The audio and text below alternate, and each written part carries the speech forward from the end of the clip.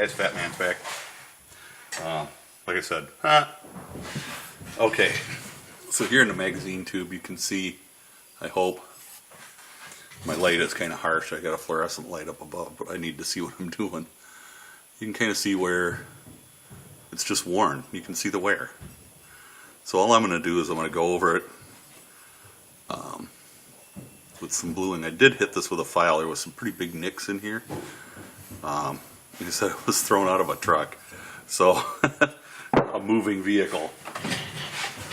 So I'm going to go ahead and I'm going to do it just, I'll do this part and then I'll do this part. The middle here really looks fine.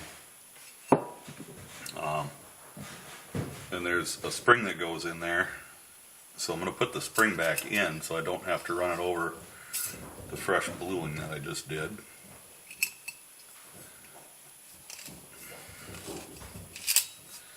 That's not too hard to do. So now that I got that in there, I've already done any prep work that I'm going to do to it. I'm not doing much. Again, it's just, I'm probably going to use a little Hyder Cerakote on it.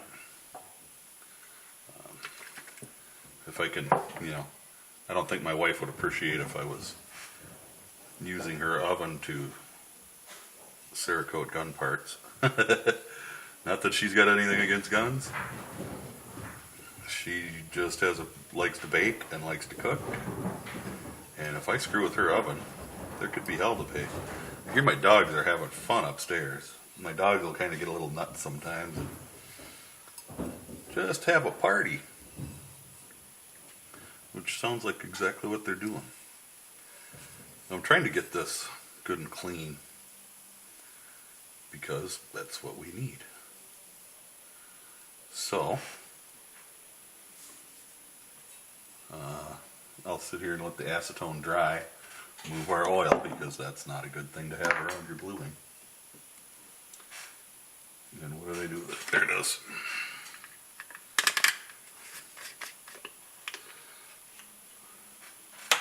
Some of the Birchwood Casey's got a kit that I've used and had very good luck with.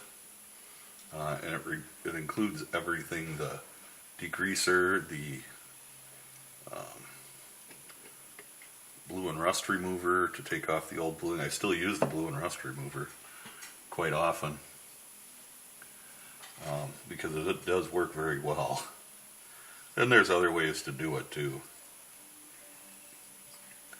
Now, I'm not, again, I'm not looking for this to be perfect. I'm just touching up these bare spots so that they don't rust because, guns will sit in the cabinet for a while sometimes. And this is one of them that'll probably sit there more than I want. I don't compete in 3-gun or anything, so I don't really use it. I got a good deal on the gun and thought, hey, this would make a pretty cool tactical shotgun. And I think with the ATI stock on it, I think it's going to look pretty good. My magazine tube holds 5 2 3/4 shells. Chamber's up to 3 inches on this. The barrel originally had a full choke on it, which is part of the reason why I cut it down.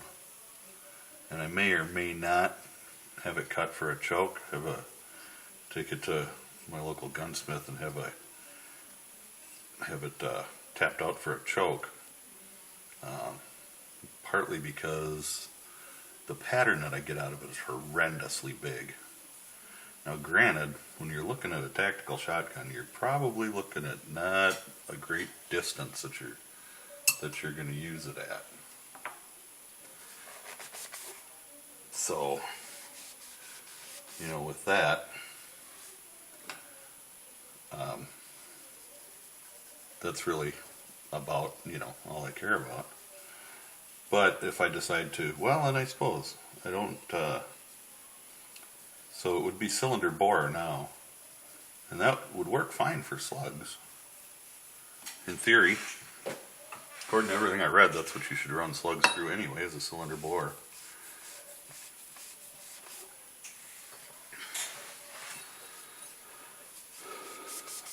So now you can see that the silver spots aren't silver anymore. They don't exactly match, but I'm not real concerned about that. It's protected from the elements a bit. I see some silver solder poking out here, which is fine, I don't care. So, before, excuse me, I actually should oil it a little. I'm just using some old Outers oil that I've had laying around here for quite a while. There are other bluing solutions that will, they'd give me a darker appearance, which would probably match closer to what I have here. But again, I'm not that concerned with it. So, we'll flip it over, grab our acetone, and we'll just clean this end up.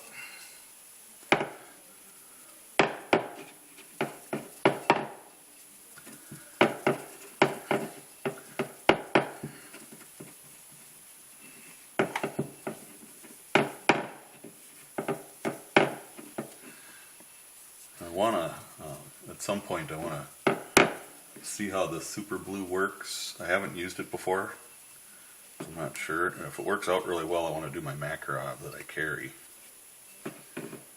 because it's a little splotchy, and I'm kind of like, I don't know, maybe a little anal retentive sometimes. I don't like splotchy. If I had a set pair of forceps, it'd be wonderful for this, because I could dip in there and just get it all. The acetone's all dried off already. And I don't know if you can see on there how quick this works, but you'll instantly see results. It will just start to change the color of the steel on the first coat. Now this being that there was more area, surface area that was had the blue wore off it, which again is just going to get wore off again. But I don't really care much.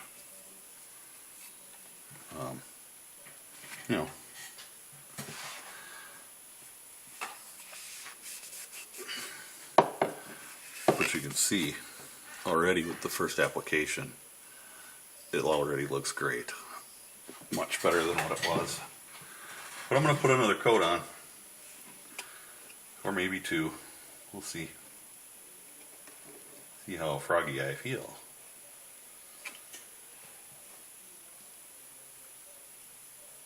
And hopefully this will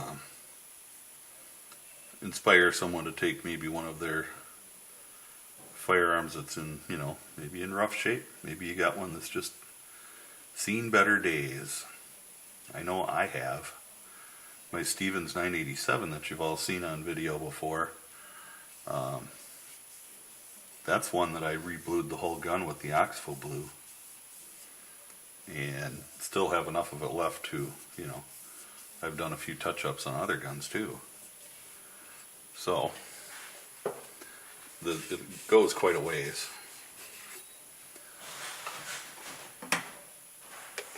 And that's, I'm happy enough with that.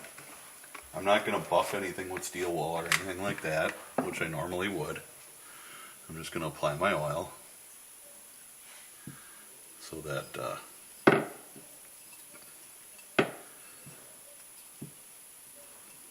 blue sets and does its thing a little better. And it looks pretty good. It's splotchy as heck, but like I said, I'm mostly doing this for the protection. I know already that I'm going to coat it with something else, and if I use Cerakote or Alumahide or whatever I choose, I know I'm going to have to bead blast it. So really it doesn't make that much difference. The barrel itself has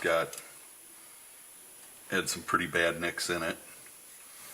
The ventilated rib, I've gone over all that with a file to knock all the high spots off. There's still some there, and I may at some point take the rib off. I don't know. Not something I've given a whole lot of thought to. You see there's some kind of schmutz on the barrel here.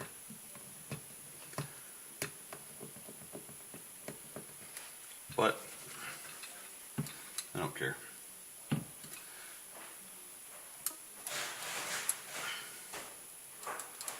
So again, we'll take our acetone, and I'm just gonna I'll do bits of it at a time. So we'll do the rib right now,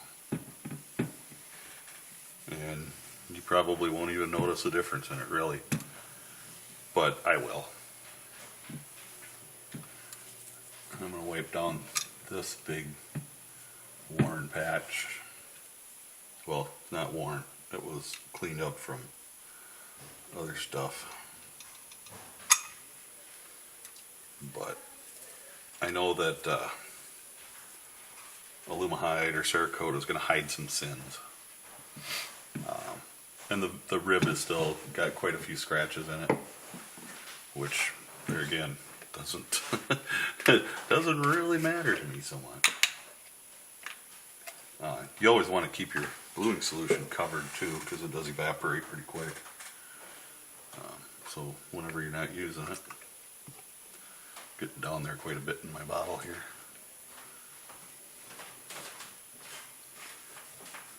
And this will take the the shine of the silver, the non-blued steel off. And that's, all I'm looking for. So it looks a little bit better sitting in the cabinet, I guess. Not that anybody's really going to care, or not that anybody really sees in my cabinet. Oops. Got a little crazy there. But I probably won't buy another bottle of Oxford Blue for quite a while. I'm about done with my bluing project. Get the crown a little. I never did anything to the crown after I cut down the barrel. And this on the side here. I should probably just take the rib off, polish everything out, and do it the right way, but again, I'm not feeling that froggy.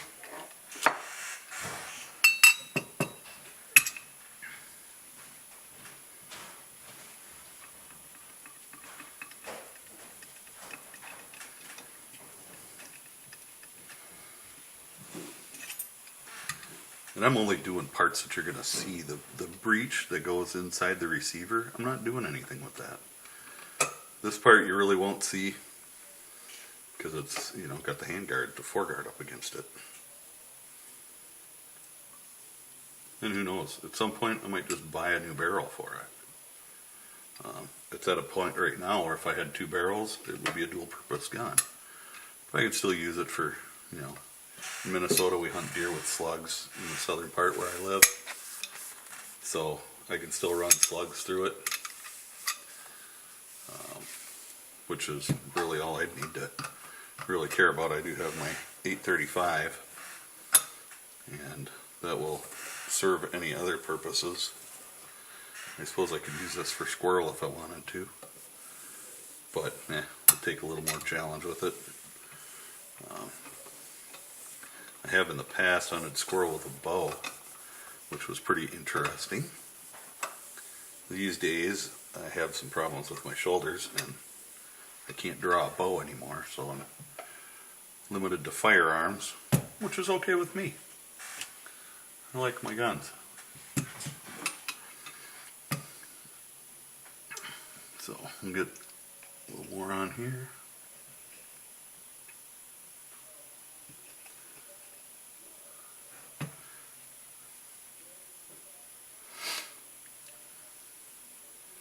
And this really isn't taking blue very well.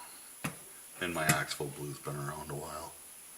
So I'm sure there's, contaminants in there that are not going to make it do a great job anyway. And the barrel's doing quite poorly.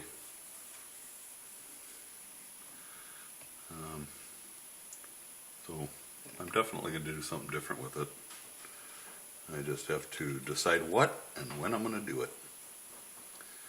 I'll probably get on the internet and see what I can find for a more tactical style barrel. And we'll try to go with, 18.5 and just use it for strictly a tactical shotgun.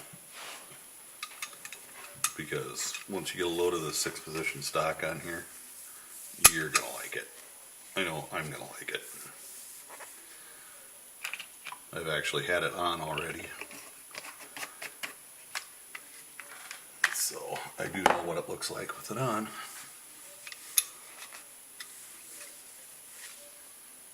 And that's pretty much good enough for me. There's still some, the oil helps the bluing to set. So hopefully that'll make it a little prettier for me. I doubt it. But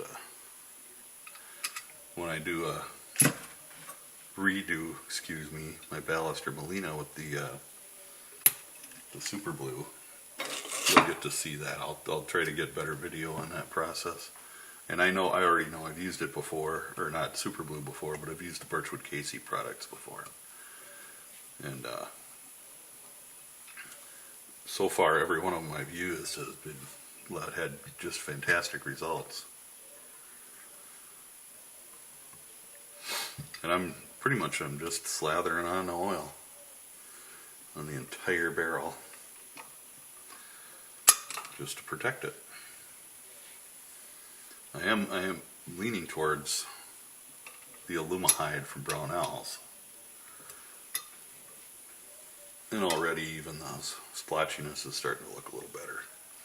And it would look even better if I had, followed the proper prep. But I'm just not going to do it on this. Just because of the nature of the beast. I don't know what I did with the cap to my oil. I'll set it up there.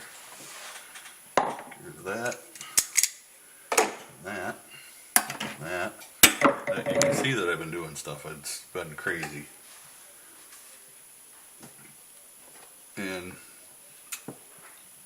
that's going to be it. I'm going to let it set up for a while.